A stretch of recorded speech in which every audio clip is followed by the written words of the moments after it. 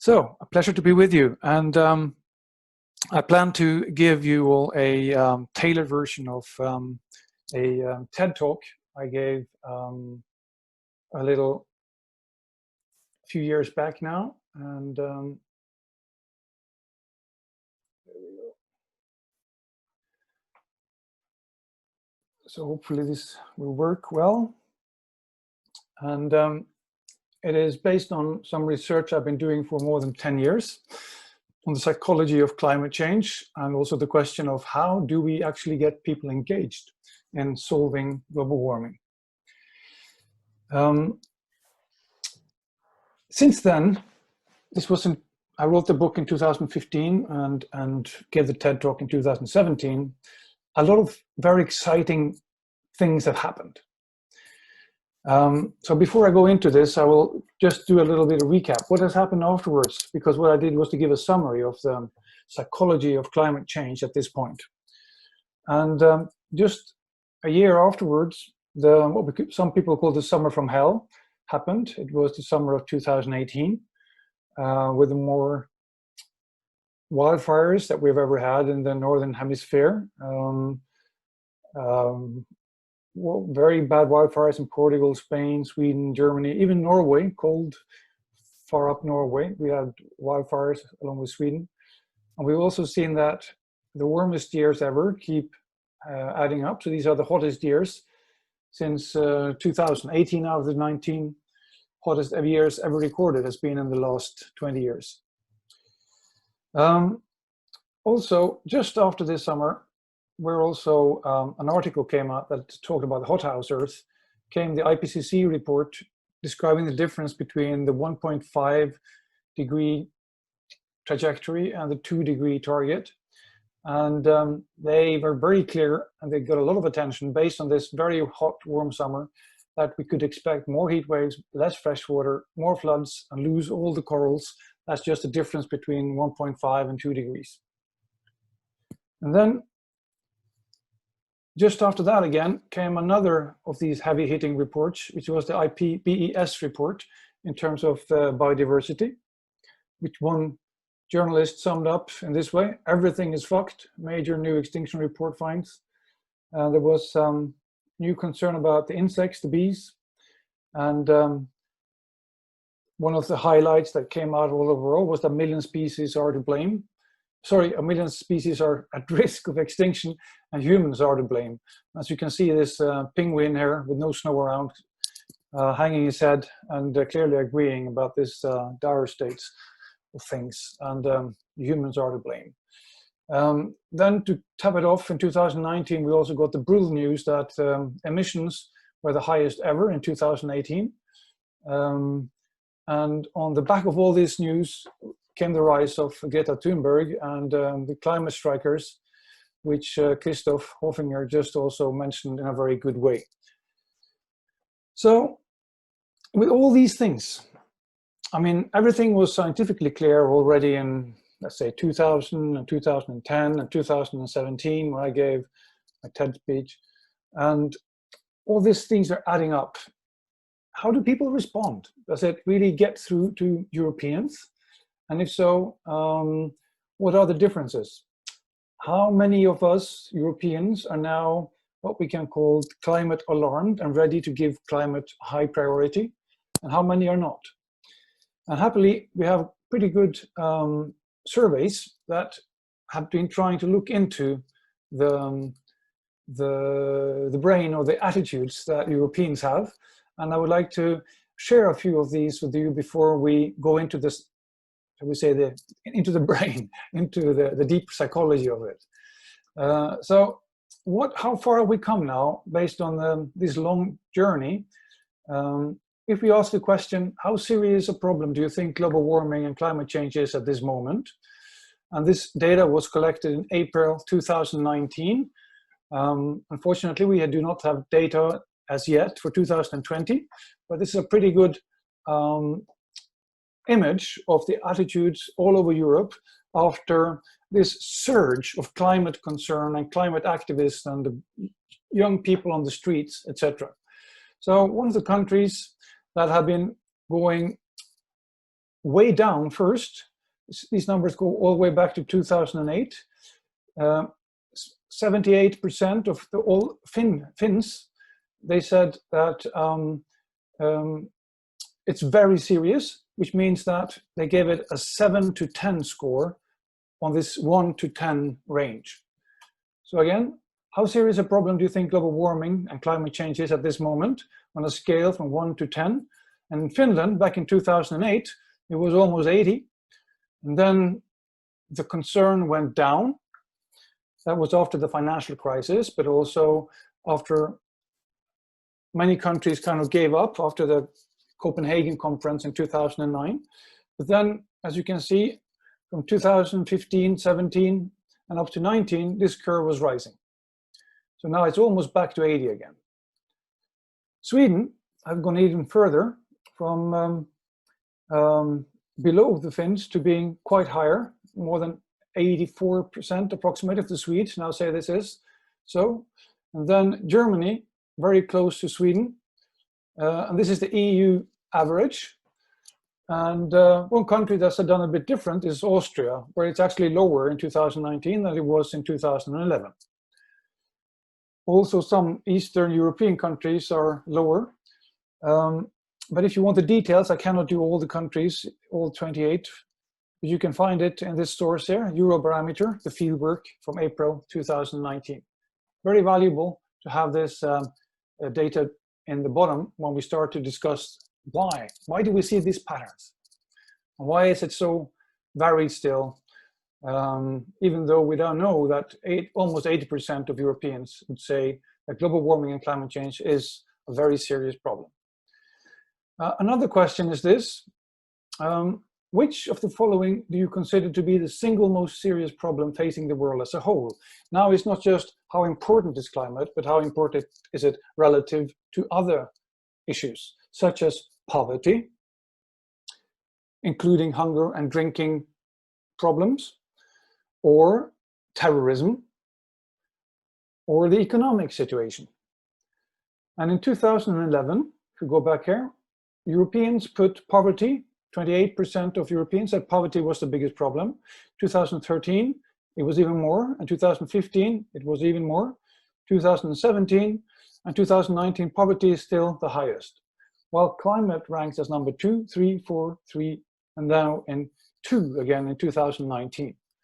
There are some countries, however, who are on the outlier side here. And one is, it's 23% in 2019. Finland is above there. Denmark is way above there. And Sweden up to 50% would say that climate is the most important. While a few other countries, such as Bulgaria and Romania, are countries that are below. They are down here at about 10%. So there's a wide range of people, how they compare climate to other issues. Also, we know a bit about the people who answer this. Who are those who put climate very high? Well, we know those who have completed full-time education, age 20 years or older. They put it at, that's 83%. While those who have finished education at 19 or younger are putting it this lower. We also know that managers, students, and white-collar workers put it much higher than those who are manual workers and retired people. One other key dimension is that if somebody has taken a personal action to fight climate change, so they start to bike more or they cut down their meat consumption, then they score this much higher than those who have not done any actions. So it seems doing something actually raises your awareness. So how then do we get people to engage and do something and put a high priority on climate change, also relative to other important issues? So I will do a little test or experiment with you. So I'm turning off the screen now a little while so you can see me, because I will be reading out 2 texts or 2 conditions. So the experiment is that I will ask you to listen and notice if you feel any different as I speak. Okay? So this is number 1. Ready? Here we go. We are seeing rising carbon dioxide levels, now above 410 ppm. To avoid the RCP 8.5 scenario, we need rapid decarbonization, says the IPCC, because the global carbon budget is for 66% likelihood to meet the 2-degree target by 2100 is approximately 800 gigatons. Cut. So how did that text feel for you? Okay, I will now try number 2. Here we go. We are heading for an uninhabitable Earth. Monster storms, killer floods, devastating wildfires, crazy heat waves, and a blazing sun that is cook us. Our economies will be collapsing. You know, 2019 was so hot, it's freaking out climate scientists. And now we have only 1 more year, or no, 6 months. If we don't start cutting, we will live in a boiling Earth, a hellhole. Cut. Yes. So, how did you notice any difference between number 1 and number 2? The first, maybe detached or confused. The other, fearful, angry, or as the English say, just plain comfortably numb. So again, the question.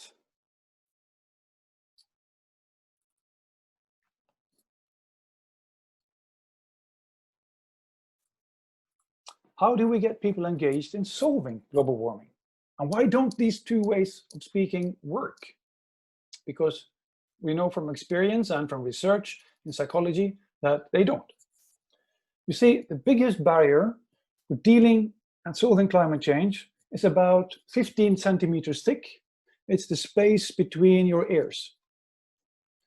And building on a rapidly growing body of psychology and social science, I've explored the 5 inner defenses in the brain that stop people from engaging. And when people hear news and facts about climate coming straight at them, the first inner barrier comes up right away, and that is distance. When we hear about the climate, we typically hear about something that's distant in space. So it's like melting Arctic ice, or a burning Amazon, or a hurricane in the Pacific. Or we hear about something that's distant in time, so like the year 2100. The problem is abstract. We're speaking about average ppm levels and RCP 8.5. And by the way, CO2 is impossible to see. It's slow moving.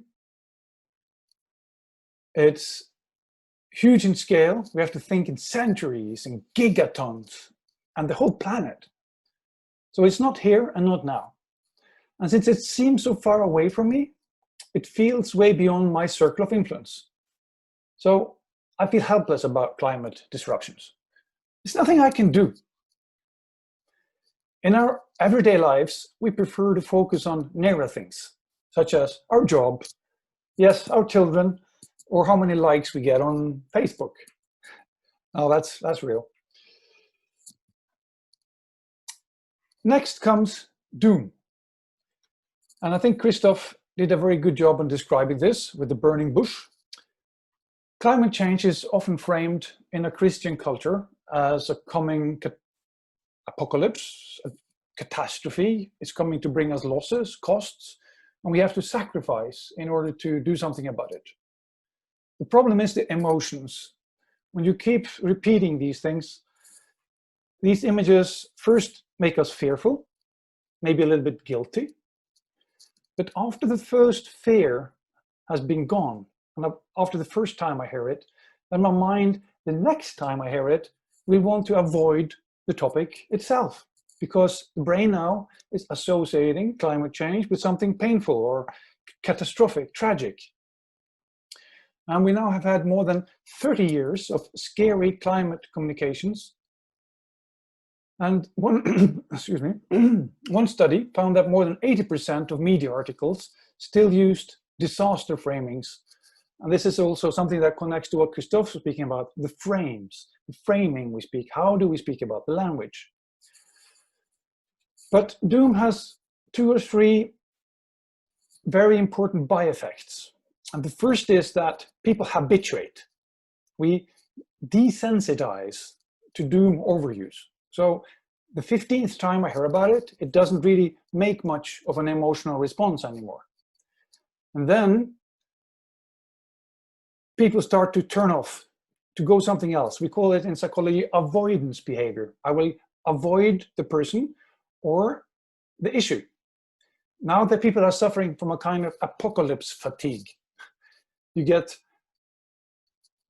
very worn out of hearing about this all the time. So if then we keep doing that, we will start to project back at the messenger. So we'll take the messenger rather than the ball. As they say in football, they will kick the man and not the ball. This is just a doomsday prophet. You are just a tree hugger, a climate hysteric. These are the kind of by-effects that come from overuse of doom. Third is the dissonance barrier. If what we know, that our fossil fuels contribute to global warming, conflicts with what we do, like drive cars, fly, eat beef, then so-called cognitive dissonance sets in. That is an inner discomfort. We may feel like hypocrites. I say climate is important, but I do something else.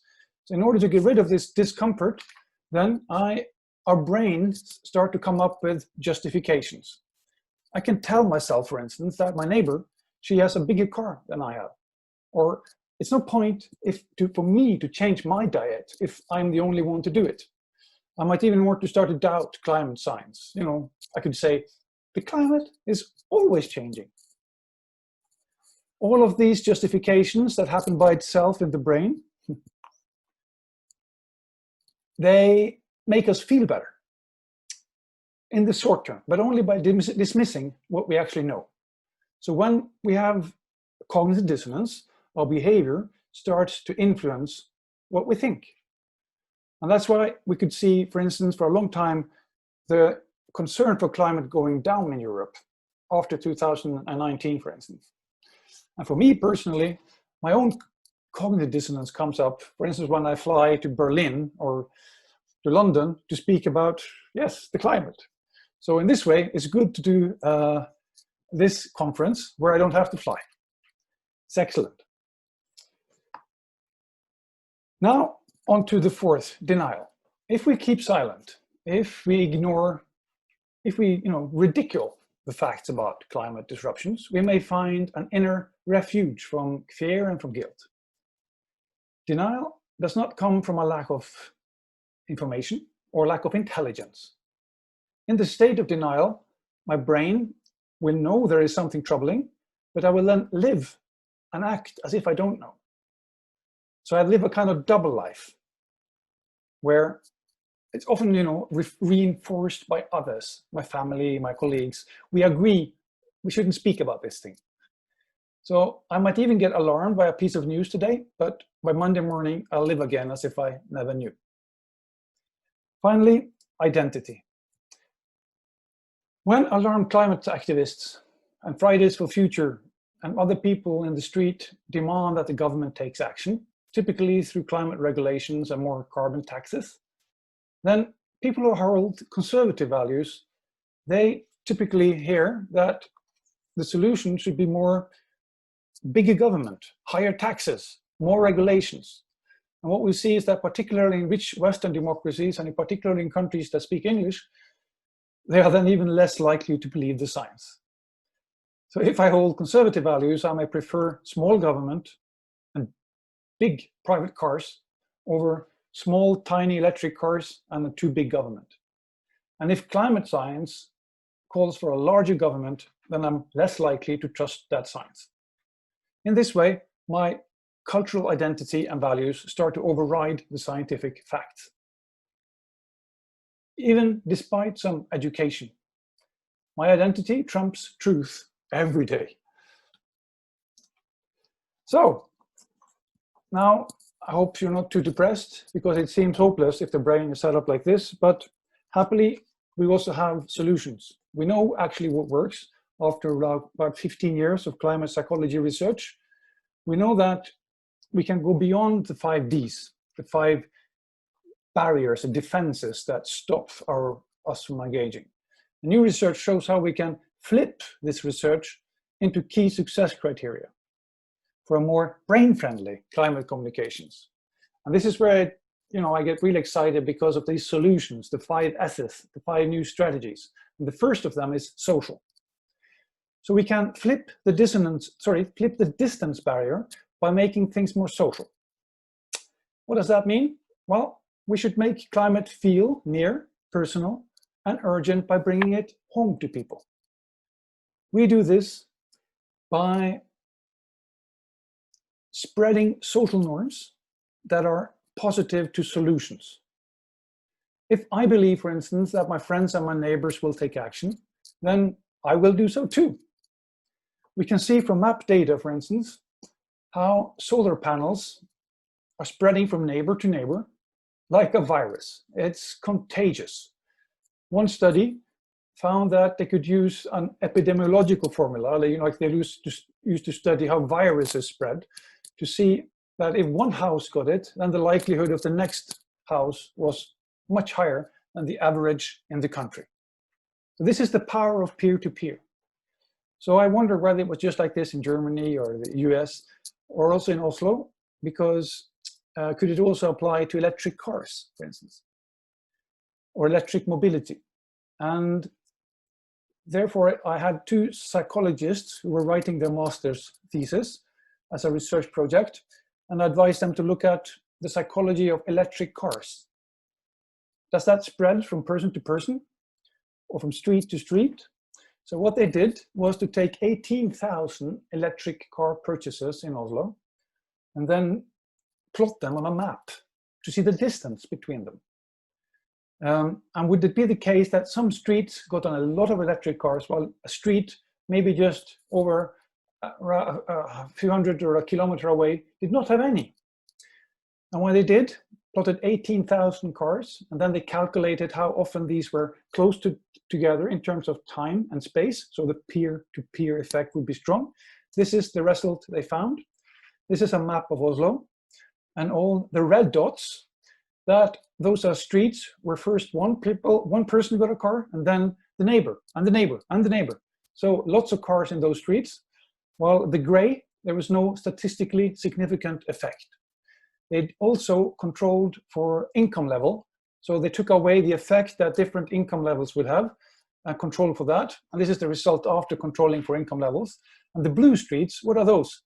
These are the opposite, or the same peer-to-peer effect, but working in the other way. These are streets where nobody had an electric car, and then the neighbor said, well, these electric cars are stupid. We don't have them here. Nobody else is having, so I will not have it either. So it works both ways. Peer-to-peer effect, very strong, and it also correlates with those people who want to get solar panel and do other things for the climate. So that was a bit about one very important strategy, making it social. The next is doom. How can we flip the doom barrier to more supportive framings? And rather than using backfiring frames such as disaster and cost and catastrophe, we can reframe climate as being more about human health. Yes, health is something that all people relate to. And if we eat more plant-based food and a little bit less of red meat, for instance, that's good for you, it's good for the climate. And it's good also in terms of when you couple it with the social norms. Suddenly people start to see that eating plant-based foods is something we usually do. Also, we should speak about the health and the safety and the preparedness levels, because all the opportunities that lie in making a safer, cleaner, and healthier country also includes creating new jobs.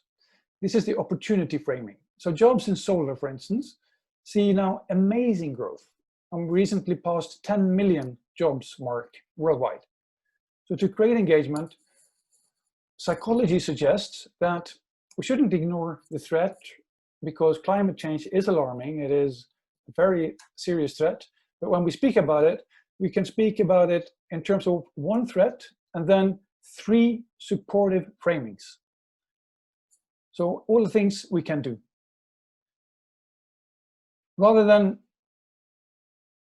making it into a sacrifice, we could speak about it in a way that creates the lust center in the brain.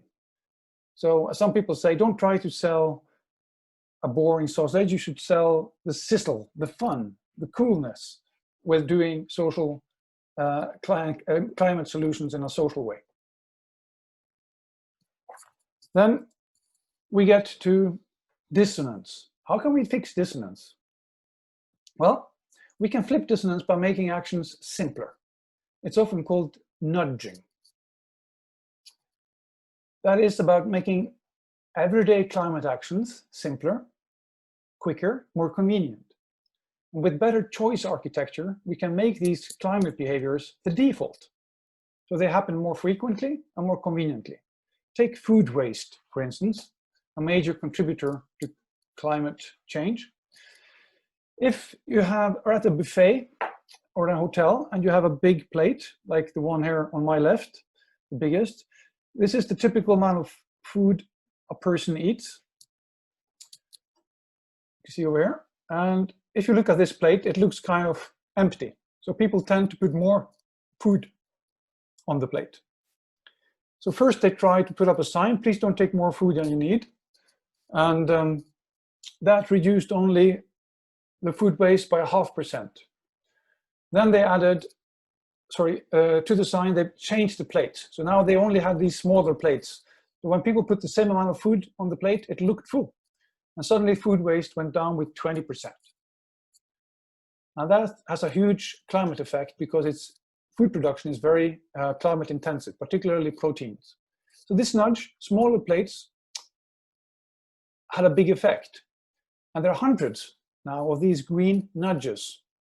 If you look into behavioral psychology, that are just waiting to be put to use. And as more behaviors are nudged, the dissonance is reduced because now behavior aligns with attitudes. So having a default green power or a default green pension, these are ways to help shift people towards climate-friendly defaults. Now, we've done the 3 first. And how do we solve denial? Because it's not that people don't lack knowledge about climate. Also, Christoph Hoffinger was pointing that out. But it is that we have learned to live as if we do not know it. So somehow we need to be reconnected with the knowledge we have somewhere in our brain. So we can flip denial then by providing better signals. Signals that visualize our progress. We can provide motivating feedback about how well we're doing in our problem solving as individuals, teams, companies, and cities. Maybe you have improved your transport footprint, for instance, or waste less energy in your building. Excuse me. One app that can share such results well and remind you to do something is called Ducky.eco. You log your everyday actions, and then you can see how well your team or your company is doing altogether.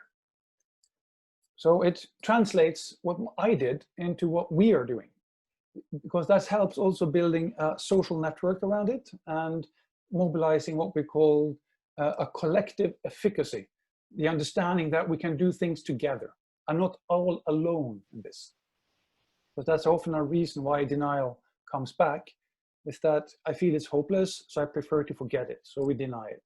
But if I can see I do something and others do something and I get a positive feedback, I can compare myself with others, I can see what others are doing, then denial is counteracted. It goes away. Finally, we can flip identity, the 5th one, with better stories. And this also connects with the topic that Christoph touched on. The story that we tell our children or we are walking, where are we going? And exactly because our brain loves stories. The human brain is a storytelling instrument. And then we need better stories about where we all want to go together. The world we want, not just the world we don't want, because I cannot go to a world I don't want. Or it's like getting into a taxi and then you say, the taxi driver asks you, where do you want to go? And you say, nowhere. I don't want to go anywhere. So to engage people, we need to share more stories about where we want to go, and also the heroes and the heroines that make real change happen around us. For instance, I'm proud of being in Oslo because my hometown of Oslo is embarking on a journey of electrifying all transportation, whether buses, bikes, or cars, and even excavators and other building equipment now.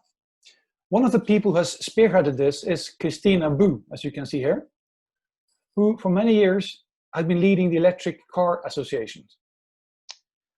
In the beginning, people made fun of electric cars. And she got a lot of criticism. People made fun of electric cars and it was impossible to charge, and there were so many stories of how bad and terrible and hopeless the electric cars were, and the electric buses were too expensive and the electric excavators would never work, ha ha ha. So she had to fight every day. But that was, shall we say, 3 to 10 years ago. Now, however, electric cars have been taking off, and following Oslo, UK and France, also India and China have been announcing plans for ending the sales of new fossil cars. And in Oslo, we can see lots of enthusiastic EV owners sharing their electric stories in an electric way with their friends and their neighbors. So through story, we come full circle back to social norms. So through these strategies, thousands of innovative climate communicators are now trying out better ways of communicating. And it's clear, that individual actions cannot by themselves solve the climate problem alone. We know that. Individual action helps, but it's not enough. However, it's not how many tons or kilograms of CO2 that really matter, but it is the changing of the story and the changing of the norms. Because if we do something, then we expect others to do something, and then we expect the politicians to do something, and we build a bottom-up support for the politics that actually can solve global warming. So that is why getting people engaged is so crucial. That is why we need to employ these tools that, this is not my research only, I put it together this way, but there are now hundreds and maybe thousands of psychologists and sociologists working on mapping out these kind of tailored solutions based on these 5 principles, these 5 S's. So are humans then inevitably short-term? Is it the case that we will run this Earth over the cliff, which many scientists and many rational analysts seem to say that we will? And the solutions seem to be like this, that yes, if you only give people the rational facts, whether as an apocalypse or as a ppm level, then people do not get engaged. But if we understand the human brain and we can make it social, we can make it supportive, we can make it simple, we can do better storytelling, and we can give people signals, then the human brain starts to act in a long-term way.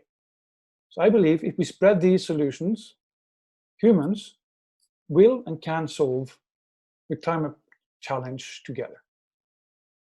So with that, I think my time is up. I will stop sharing.